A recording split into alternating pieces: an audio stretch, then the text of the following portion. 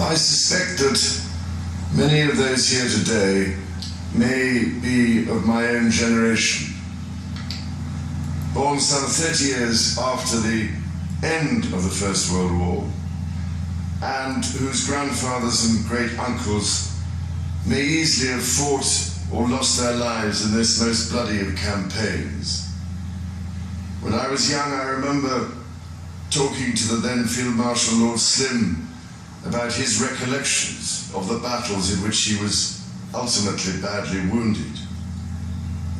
But when the Anzacs finally left this place, they were tormented by the thought of leaving their comrades behind, that their suffering and loss would be forgotten, that their graves would lie untended. Lieutenant Ken Miller of the 2nd Battalion wrote, "There was the question of our dead mates. We lived at Gallipoli with our dead alongside us. Owing to the lack of space, our cemeteries were always under our eyes. The hardest feature of the evacuation was in leaving those dead comrades behind. They had bequeathed us a sacred trust. As the party stole away from the line, they took off their hats, passing the crosses. And old, hard-bitten Anzacs wept silent tears.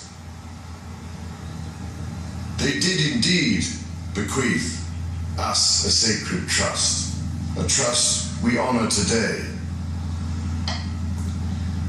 Company Quartermaster Sergeant Benjamin Lean of the 10th Battalion was one of 6 brothers, 5 of whom served in the First World War.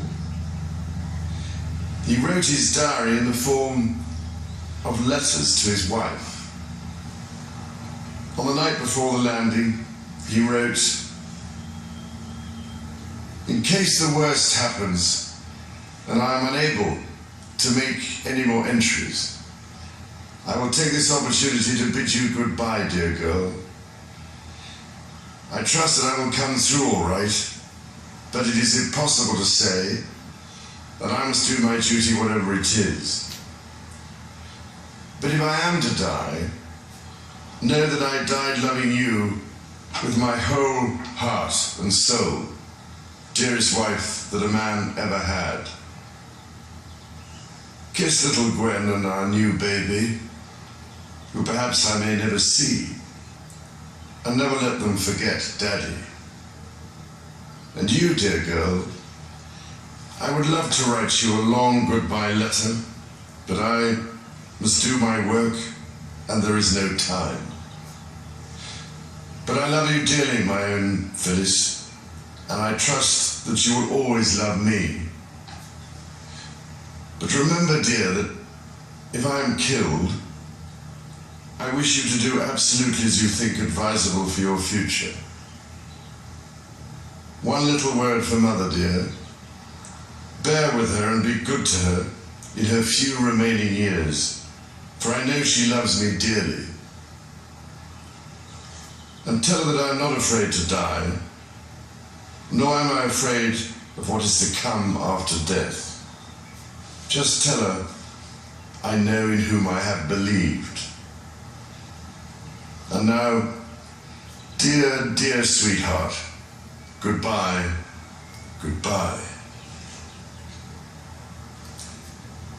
Benjamin Lean never held his new baby.